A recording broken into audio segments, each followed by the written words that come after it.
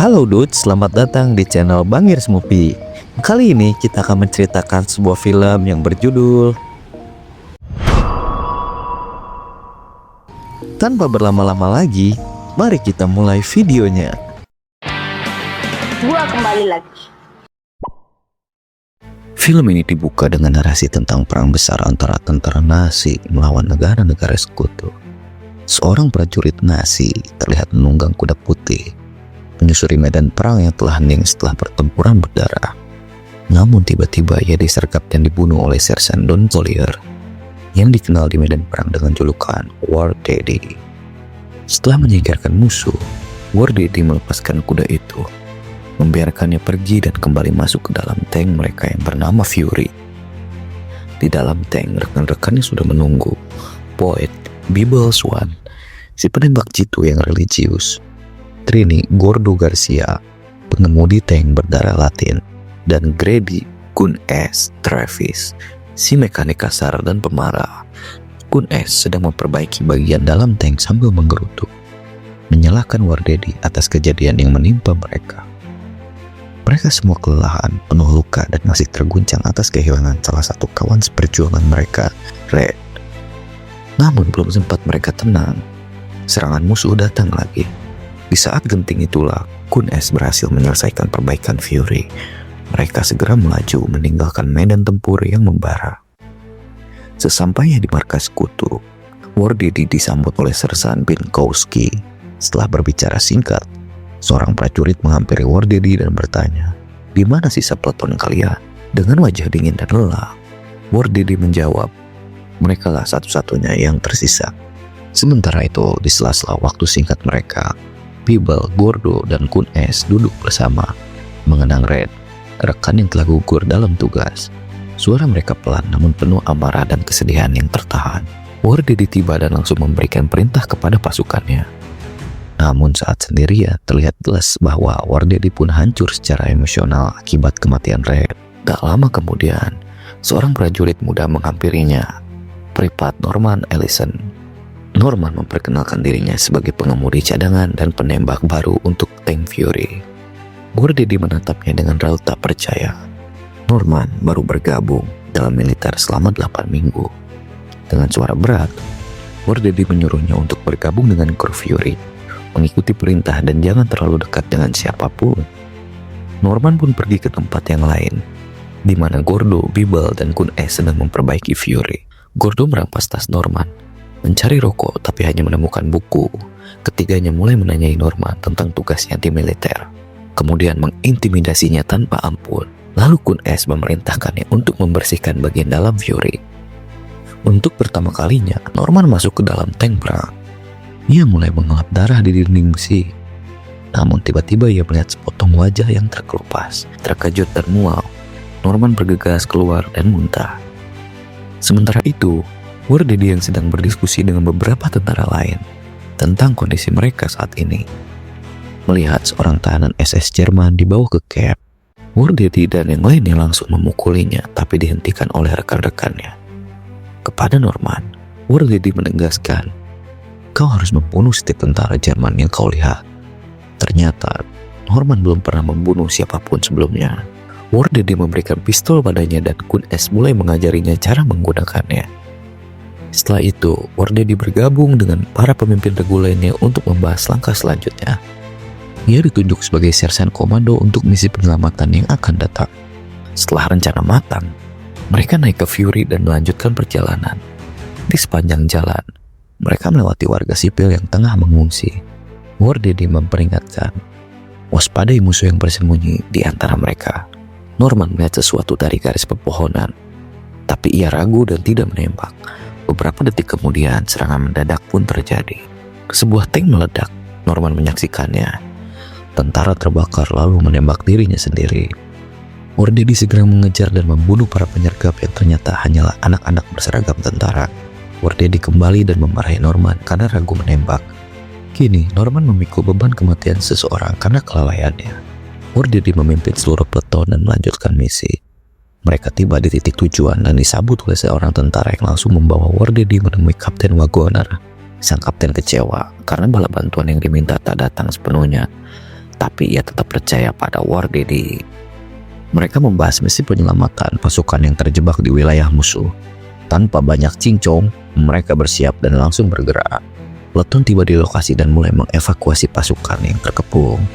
Tank di depan, infanteri di belakang. Tiba-tiba tembakan musuh menghujani mereka. Pertempuran pun meledak dengan musuh menggunakan senapan berat dan senjata anti-tank. Norman masih belum terbiasa dengan kekacauan dalam medan tempur. Saat seorang tentara musuh nyaris menembak mereka, Norman panik, tidak bisa mengisi peluru dengan benar. Untungnya Biba menyelamatkan tepat waktu. Setelahnya Gordo memarahi Norman lalu menyuruhnya menembak tentara musuh yang terluka dan masih bernapas. Norman tidak mau melakukannya karena mengira para tentara Nazi itu sudah mati, tapi Gordo bersikeras untuk memastikan dengan menembak lagi. Norman tiba-tiba hancur secara emosional dan tak ingin bertempur lagi. War Daddy memarahinya dan Gordo mencoba menghibur, mengatakan bahwa semua itu adalah bagian dari perang. Setelah beberapa saat, mereka akhirnya berhasil mengarahkan para tentara Nazi. Seorang prajurit mendekati seorang musuh yang sekarat dan mendoakannya. War Daddy lalu berbicara pada Norman tentang kesalahannya. Ternyata Norman sama sekali tidak dilatih untuk bertempur. Dia hanya ditarik dari tugas lama dan dikirim ke Jerman begitu saja. Kemudian tentara lainnya menangkap seorang tentara Nazi yang menggunakan jaket tentara Amerika dan mempermainkannya. War Daddy menghentikan mereka dan memerintahkan Norman untuk membunuh tentara Nazi itu. Saat Norman menolak, War Daddy memaksa dengan menempelkan revolver ke tangan Norman dan mendesaknya untuk menarik pelatung. Tentara Nazi itu tewas dengan revolver masih di genggamannya dan Norman kini trauma berat.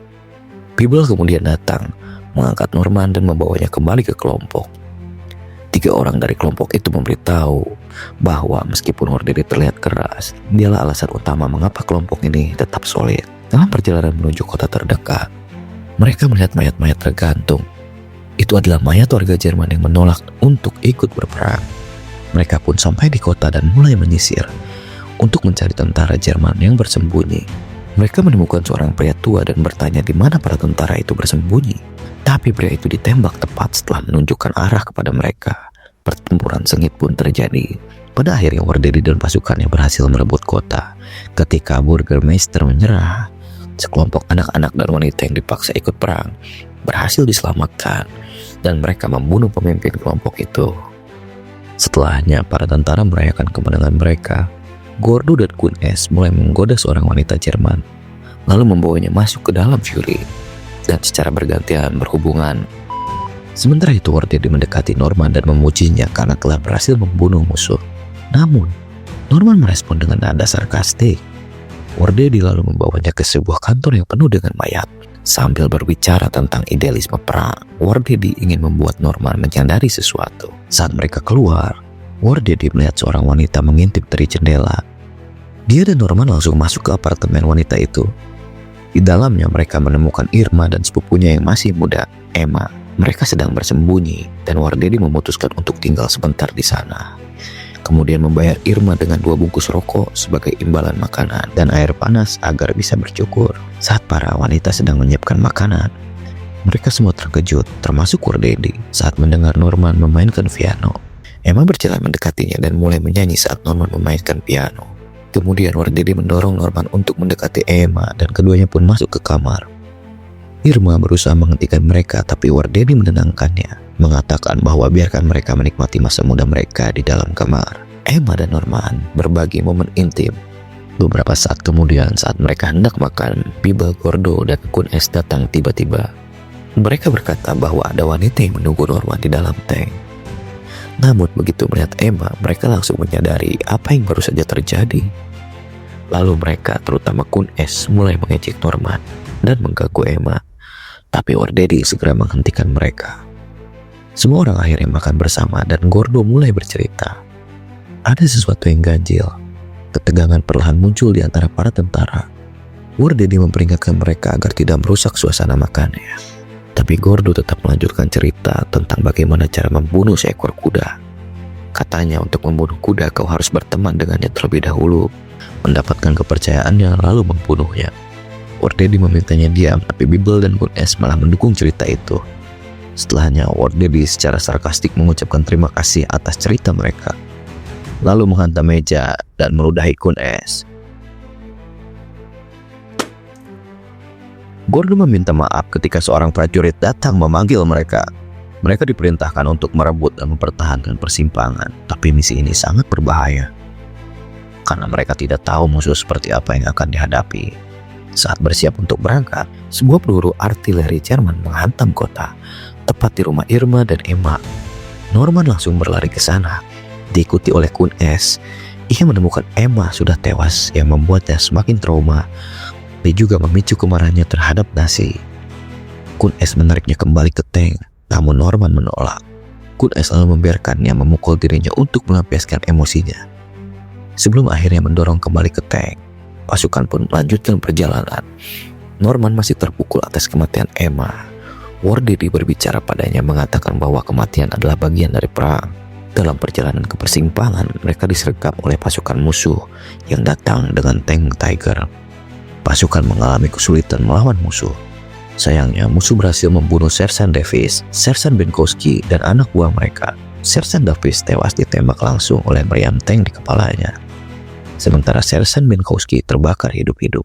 Terjadi duel sengit dengan tank Tiger. Dengan strategi dari Wardedi, mereka akhirnya berhasil menghancurkan tank tersebut dan membunuh tentara musuh. Seperti di awal film, Wardedi dan pasukannya kembali menjadi satu-satunya yang tersisa.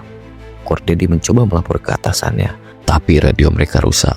Dalam kondisi stres dan kelelahan, Wardedi, Bibel, Gordo, Kun S, dan Norman hanya bisa tertawa ketir. Tank Fury akhirnya tiba di persimpangan, namun langsung tidak bisa bergerak karena menginjak ranjau udara. Rantai tank kemudian rusak dan akan butuh waktu untuk diperbaiki. Wardedi memerintahkan Kun S dan Norman untuk memeriksa bangunan sekitar. Di dalam, Kun S meminta maaf kepada Norman setelah menemukan mayat tentara Jerman.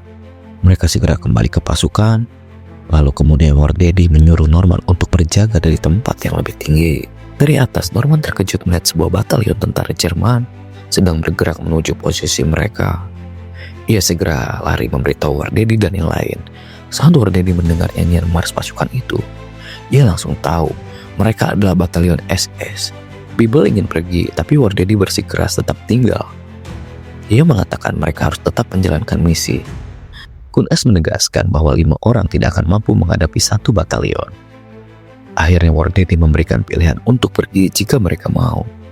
Tapi dia sendiri akan tetap di sana karena itu tugas mereka. Dan sebagai pemimpin pasukan, ia tak bisa meninggalkannya. Norman memutuskan untuk ikut bertahan dan satu persatu yang lain pun ikut tinggal. Mereka bertanya pada Wardedi tentang rencananya. Lalu ia menyuruh mereka mengambil mayat tentara Jerman dan membakarnya. Mereka juga menyamarkan Fury agar terlihat seperti tank rusak dan bersembunyi di dalamnya dengan persediaan amunisi yang sangat terbatas. Mereka menunggu waktu yang tepat untuk menyerang.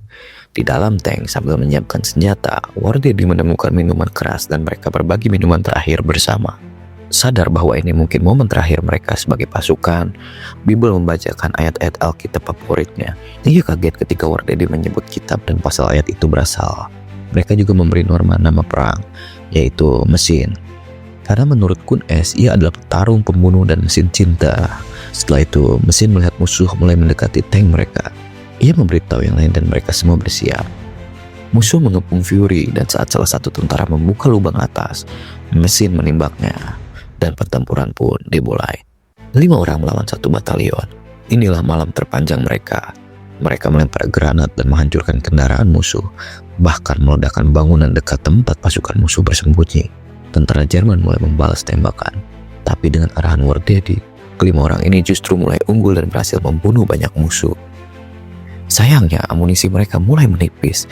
Wardedi merencanakan untuk keluar mengambil amunisi dan memerintahkan Gordo serta mesin untuk melindunginya. Mereka melempar granat asap dan 2 orang keluar dari lubang atas tank untuk melindungi Wardedi saat ia mengambil amunisi. Begitu selesai, ia memerintahkan mereka untuk segera masuk kembali ke dalam tank. Ia sendiri hendak masuk kembali namun beberapa musuh berhasil naik ke atas tank. Ia melawan mereka tapi tertembak dalam prosesnya.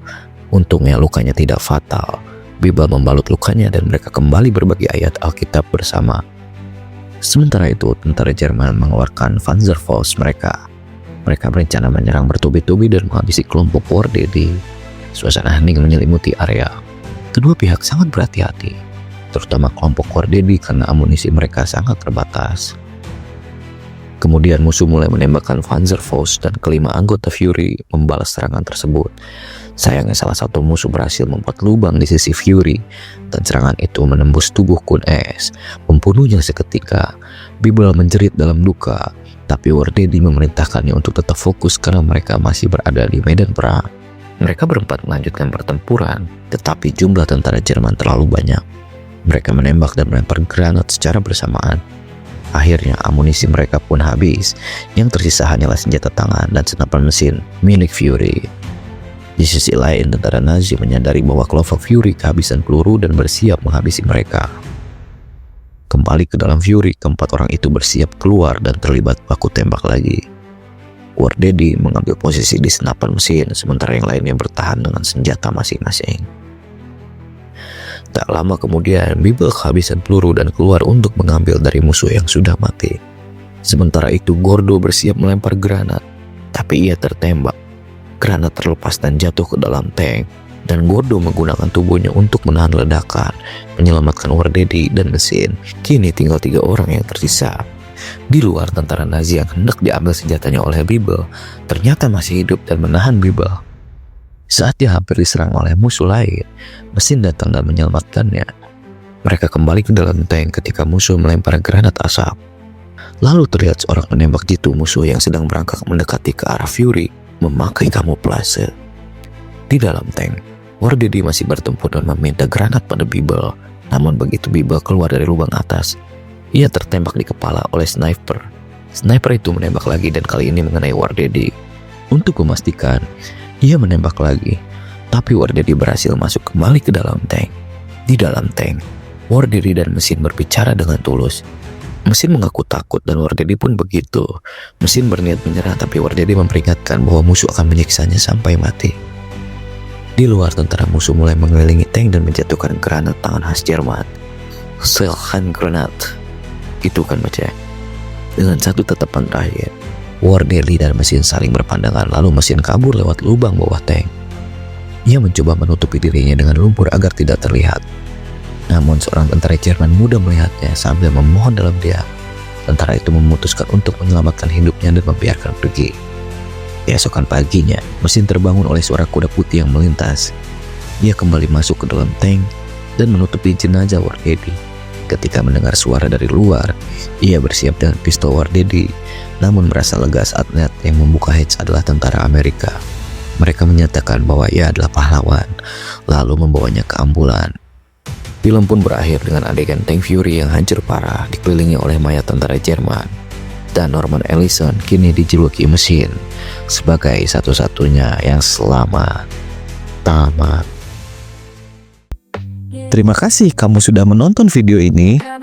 Kalau kamu suka sama video ini, jangan lupa komen, like, share, dan subscribe. Salam Bangirs. Bye, dudes.